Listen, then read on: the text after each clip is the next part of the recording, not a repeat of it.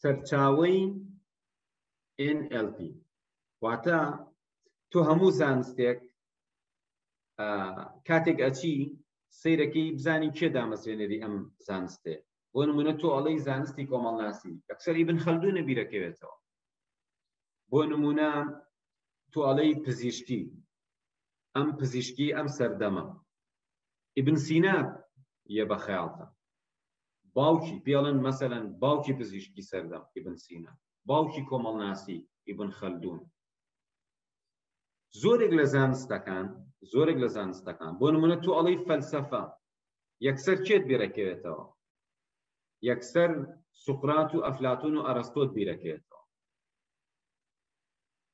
کەواتە ئێمە ضرورە بزانین ئەم زانستەکەی سەری هەڵاوە چۆن هاتۆ بە مێشکی ئەم کەسانە، چۆن ئەمەیان کرد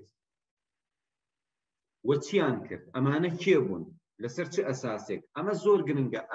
ئەمە پێم وایە کە ئێستاکە من ئەمڕۆ باسیەکەم وا ئەزانم کە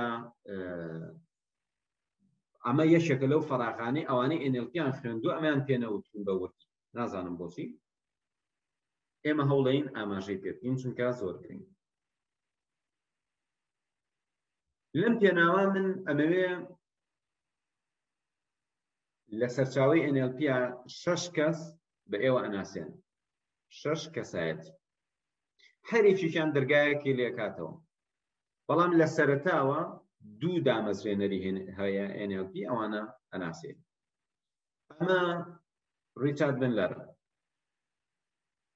ریچارد بنلەر وەک نووسراوە لە 1950 لەدایک بووە.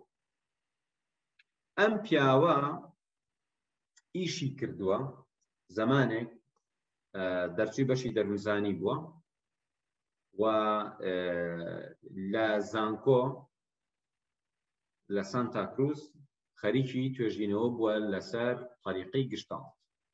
گشتاڵت چییە؟ ئەوانەی کە دەرونزانیان خوێندووە زانن گشتاڵت وشەیەکی ئەڵمانیە، زانایەکی ئەڵمانی ناوی لێناوە و گشتاڵت تراپی واتە چارەسەر بە طریقەی گشتاڵت. گشتاڵت هەر ڕێک معناتەشی لە گشتەوە نزیکە واتە کۆ گشت یەکسان نییە بە کۆی پارچەکان. ئەوە مۆزوعێکی کەیە بەڵام ئەوە بڵێم کە طریقەی گشتاڵت تراپی لە کاتی خۆیان زیاتر وردی ئەکەمەوە. فریتس پرلز کاری کردبوو لەسەر ئەوەی کە کەسێک کێشەیەکی هەیە، بۆ نمونە کێشەیەکی دەرونی هەیە، 2 کورسی دائەنێت ئەڵێ لەسەر ئەم کورسیە دانیشە، ئەمە مێشکی تۆیە، ئادی کێشەکەتم بۆ باس ئەڵێ من فڵان کێشەم هەیە وایە ئەمێ ئێڵێ باش بەشێکی زیهنی تریژەیە لە مێشکی توە کە پێچەوانەی ئەمە ئەڵێ وایە یان نا ئەڵێ وایە. بۆ نمونە تۆ ئەڵێی کاکە من زۆر بەدبەختم، من زۆر داماوم، من یەکێکی ئەم قسانەکە. تۆ ئەڵێی باشە، یعنی تۆ هەمیشە لە 100% لەمە دڵنیە، یعنی ڕۆژان نایە بە خەیاڵ تا بڵێ پرە یەکجار باش نییە ئەو شتەش باشە. ئەڵێ با ئەڵێ دەی وا بزانە ئەویش لەو بەری کورسێکەوە دانیشتووە دەی ئەڵێ قسەی لەگەڵ بکە قەناعەتی پێ بکە کە تۆ بەدبەخت تۆش قسەکە. طریقی گشتاڵدەوەیە گوێگرێ بزانە تۆ ئەم بەشە زیهنی مێشکی تۆ چیاڵێ. دوایی ئەڵێ تۆ بە کورسەکەی تر دانیشە، ئادی ئەم جارە لە جێی بەشەکەی تری مێشکە قسە بکە. قەناعەت بەو بکە، یعنی کێشەی کەسەکە لەگەڵ خۆیان حەلەکات. طبعا زۆربەی مرۆڤەکانی دنیا بەڕێزان کێشەیان لەگەڵ خۆیان هەیە. ئەمەد لەبیر نەچێت. زۆربەی مرۆڤەکانی دنیا پێش ئەوەی کێشیان لەگەڵ دەرەوەی خۆیان هەبێت لەگەڵ ناو خۆیان کێشیان.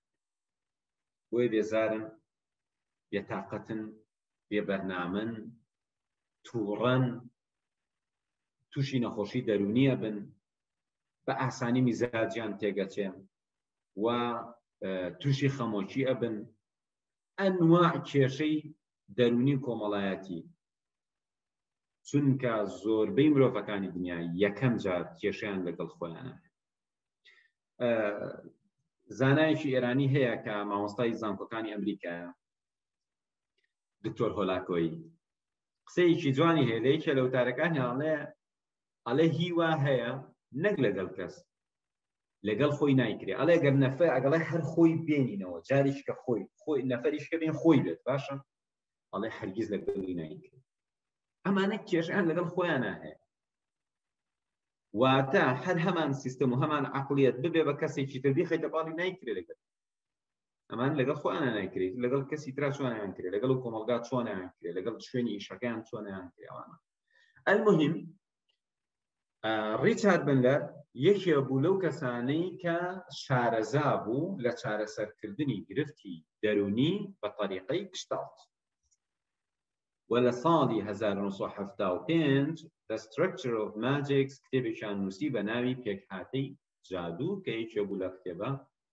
گرنگ و کاریگەرەکانی بواری NLP ئەم پیاوە واتە ئەم ریچارد بندلەرە لەگەڵ پرۆفیسۆرێکی زمانەوان کە ئێستاکە باسی ئەەکەم یەکتریان بینی مناقەشەی هەندێک مۆزوعیان کرد زانین چیەکەن لەگەڵ کێ ئاشنابێ لەگەڵ جۆن گریندەر 10 ساڵ لەو گەورەترە ساڵی 1940 بەڵام ئەم زمانەوان ئەم دوو زانایە چارەسەرکارێکی دەرونی لەگەڵ زانایەکی زمانەوان شارەزا لە زمانەوانی پێکەوە گفتوگۆکە شتێکێ بە خەیاڵیانە ئەویش ئەوەیە هەنێک کەس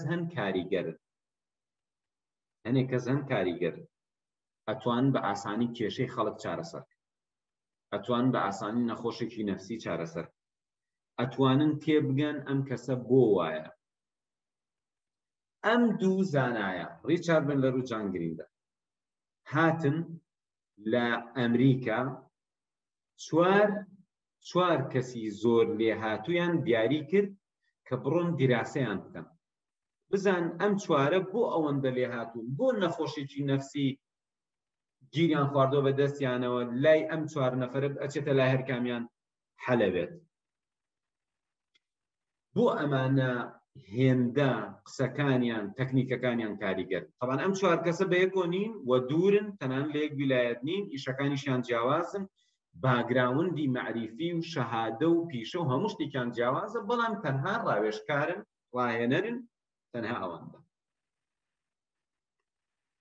ئەمان هاتن دیراسەی چوار کەسیان کرد بە چوار قوتابخانەی جیاواز واتە چوار نەفەر هەرێکێک لە بوارێک بەڵام کاریگەر یەکێکیان لە کێشەی خێزانی یەکێکیان لە کێشەی دەرونی یەکێکیان لە پەیوەندی و کێشەی کۆمەڵایەتی هاتن سەیرەکەن ئەمانە کۆمەڵە تەکنیک بەکارێنن بۆ ئەوەی ورتر لی تێبگەن تەنانەت بۆ هەنێکیان کامێرەیان بردە ژوورە تەسویریان کرد بزان عادی ئەم نەفەرە کەسەیە بۆ لای ڕاوێژی پێەکە ئەمە چی ئەڵێ ئەم نەفەرە کێشەکەی چارەسەر دەبێت هاتن دیراسی ئەم چوار کەسەیان کرد سەیرەکەن خاڵی هاوبەش هەیە بەبێ ئەوەی ئاگایان لێکتر بێت بۆ نمونە تۆ لە کەلارەشی ئەو بەڕێزە لە کەرکووکەش یەکێکی کەتان لە هەولێرەشی ئیشەکەتان جیاوازە بەڵام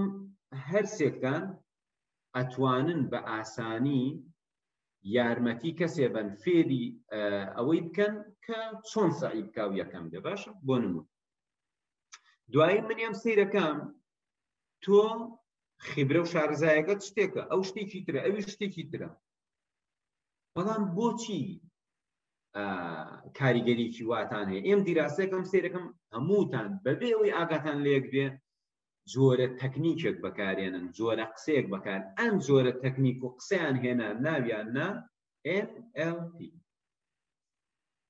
عادی با بگەڕێمەوە بۆ لاتان بزانم چەندە بابەتەکە ڕوونە خۆشەویستان چەندە ئێستاکە لاتان ڕوونە کێ ئامادەی قسەمان بۆ واضحە یعنی ئەگەر من بڵێم ئەم دوو زانایە چیان کرد NLPیان کەشف کرد تۆ ئەڵێین چوون گەڕان چوار کەسی زۆر لێهاتوو کە ئەم چوار کەس ئاگایان لێک نەبوو ئەم دوو کەسە ڕۆشتن دیراسەیان کردن سەیرەکەن بەبێ ئەوەی ئەمان ئاگایان لە خۆیان بێ جۆرە عەقڵیەتێکیان هەیە جۆرە قسەیەکیان هەیە جۆرە تەکنیکێک بەکارێنن بەمە ئەتوانن نەخۆشیە نەفسیەکان چارەسەرکەن، کێشە کۆمەڵایەتیەکان چارەسەرکەن وە کاریگەری بەجێبێڵن لای خەڵک. کێ پرسیاری هەیە لەسەر ئەم؟ ئایا ڕوونە؟ بەڵێ ڕوونە مامۆستا. ئێستا من بۆ نمونە با من نمونەیە بێنمەوە. من ئەڕۆم بزانم کێ تووشی نەخۆشی شێرپەنجە بووە و چاک بووەتەوە. ئەچم سەیرەکەم 50 نەفەرمان هەیە، ئەمە توێژینەوە واکە. ئەچی بزانی 50 نەفەرە هەیە پێشتر جۆرێک شێرپەنجیان هەبوو چاک بوونە. ئەچی بۆ لای یەکێکیان ئەڵێ چیت کردووە، ئەڵێ من دەرمانی گیانی بەکارێن. ئەچی بۆ لای یەکێکیان چیت کردووە، ئەڵێ من دەرمانی کیمیایی بەکار. ئەچی بۆ لای یەکێکیان چیت کردووە، ئەڵێ من فڵان شتم خواردووە، ئەڵێ من فڵان شتم وا لێ کردووە، ئەڵێ من سەیرەکەی لەناو هەموویانە دووسێ خاڵی هاوبەشەیە. بۆ نمونە فڵان ماددە هەیە لەناو هەموو خۆراک و دەرمانی ئەم جەماعەکە. ئەمە چیەکە؟ ئەمە تۆ فێرەکە کە ڕێگایەکی کاریگەر هەیە فڵان ماددە دەرمانی احتیمالی زۆر دەرمانی فڵان شت. NLP-کەش وەکو ئەوە وایە. اینجا دوایی ئەمانە ئەم تەکنیکیان کە هێنا لەسەر ئەمە نەوەستاوە. اینجا شارەزایانی NLP ڕۆشتون بزانن ئەم نەفەرە بۆچی دەستڕاستە و یەکەمی سوپایە، ئەم نەفەرە بۆچی وەرزشکارە و یەکەمە، ئەم نەفەرە بۆ خوێندکارە و یەکەمە، ئەم کەسەی تر بۆ مامۆستایە و کاریگەرە، ئەم ڕاهێنەرە بۆوە، ئەم فرۆشیارە بۆوە. ئەها NLP هاتۆ چیەکە؟ بنەما ئەدۆزیێتەوە لەناو سەرکەوتوەکان و بنەماکان ئەمان ڕێگە خۆشکەرن، چونکە ئەمان ڕێگەیەکت پێ ئەڵێن زوو بزانی لە مێشکی کەسەکە چیە بزەرێ. ئێستا ئەگەر تۆ بڕۆی ئەبێ 30 ساڵی عمرێ سەرفکی، بەڵام ئەمان تەکنیکێکی فێرەکەن ئەڵێن کاکە ئینسانێک بینی چاوی زۆر سەیری سەرەوەی کرد ئەوە ڕەسم لە مێشکایەتی. نەفەرێکی بینی کە ڕەفتارەکەی نەگونجاوە ئەوە کێشەیەک لە یەکێک لە ئاستەکانی دەماریا هەیە. ئەگەر وا بوو ئەوە تواناکانی خراپە، ئەگەر وا بوو ئەوە بیرکردنەوەکانی خراپە، ئەگەر وا بوو ئەوە ژینگەکەی خراپە، ئەگەر وا بوو ئەوە ڕەفتارەکەی خراپە. کەواتە NLP شتێکی عەمەلی ئەیە بە ئێمە بۆی ئێمە بڕۆین خۆمان بدۆزینەوە و بتوانین ڕێگەی کاریگەر بگرینە بەر. بەڵێ باسی ڕیچارد بێنلەر و جان گریندەرمان کرد کە یەکێکیان زمانەوان بوو، یەکێکیان چارەسەرکاری نەخۆشی دەرونی بوو. ئەم دوو کەسە پێکەوە مناقەشەیان کرد، کۆمەڵێک کەسی زۆر کاریگەریان دۆزیەوە کە 4 کەسایەتی بوون کە ئێستا ئەچین ئەیان ناسینی ئەم 6 کەسە ئیتر بناغەیەکی زۆر بتەوە لەوەی کە بزانی NLP لە چیەوە هاتووە و چەندێک ئەکرێ کاریگەر بێت. بەڕێزان ئەمە فریتس پێرلزە. فریتس پێرلز وتمان شارەزای گەشتاڵت تراپی بوو، چارەسەر بە طریقەی گشتاڵت کە ئەم کەسە 1993 لەدایک بوو و تا ساڵانی یعنی دوای دامەزرانی NLP طبعاً ماوە. پاشان چارەسەری طریقەی گشتاڵ بە شێوازێکە کە کەسەکە لەگەڵ خۆی یێنێتە جوان و لەوێوە ئەزانێ کێشەی ئەم کەسە چییە. بۆ نمونە کەسێک کێشەیەکی هەیە باوەڕی یعنی زۆر دڵتەنگە نامرتاحە بە ئیشەکەی، ئەڵێ بۆچی نامرتاحی؟ ئەڵێ ئەم ئیشەی من وەزعەکەی وایە، بۆ نمونە زەرەرەکە، قازانج ناکەم، داهاتم کەمە، ناومێدم لێ، دنیا ئێستا زۆر گۆڕاوەوانە. باشە تۆ ئەم نەفەرە خەیتەوە مناقەشە لەگەڵ خۆی، ئەڵێ یعنی هیچ ئاسۆیەک نییە، بە هیچ طریقەیەک ئەمە حەلی نییە. سیرەکەی ئەیبەریت ئەی خەیتە بەردەم خۆی، کورسیکی خاڵیە خەیتە بەردەسی، بەرامبەر بە کورسی خاڵیەکە قسەکانی ئەکات و بەهۆی قسەکانەوە ئەڵێ ئەم جارە ئادی بڕۆ سەر کورسەکەی تر وا بزانە تۆ بەشەکەی تری مێشتی، ئادی دیفاعکە لە خۆت، واتە مناقەشەیەکی لەگەڵ خۆتا پێ دروستەکە. سیرەکە کێشەکەی تۆ بۆ نمونە لە تواناکانتە، یان هەستەکە لە شارەزاییە کێشەیەک هەیە، یا هەستەکە لە بەرەوەی تۆ ئینسانێکی ڕەشبینی کێشت هەیە، یا هەستەکە بۆ نمونە تۆ باوەڕت لە باوەڕەکان تا کێشە هەیە، یا لە بەهاکان تا کێشە هەیە. کاتێک کە بەم طریقەیە کەشفی کرد یەت حەلێک بۆ ئەوە ئەدۆزێتەوە، جاری بەس بە قسە تۆ ئەخاتەوە سەر سکەکە. ئەمە فریتز پەرلس. کەسێکی کەمان هەیە بەناوی گریگۆری باتسۆن کە ئەویش هەشتا وفاتی کردووە، بەڵێ 1940 لەدایک بووە. ئەم پیاوە لە دنیای زانستا کەسێکی بەناوبانگە، چونکە مرۆڤناسە، ئەنتروپۆلۆجیستە، زانای کۆمەڵناسیە، زانای زمانەوانیە و هەروەها لە هەندێک بوار کە ئەڵین هەندەسەی نەفسی و مێشکۆوانە پیاوە خەبیر بوو. یەکێکە بوو لەو کەسانەی کە لە عالمێکی گەورەی بواری پەیوەندی بوو کە ڕیچارد مندلەر و جان گریندەر هاتن بەسەر ئەم پیاوەش لێکۆڵنەوەیان کردن بۆچی ئەوەندە کاریگەرە. و هەروەها میلتۆن ئێریکسۆن.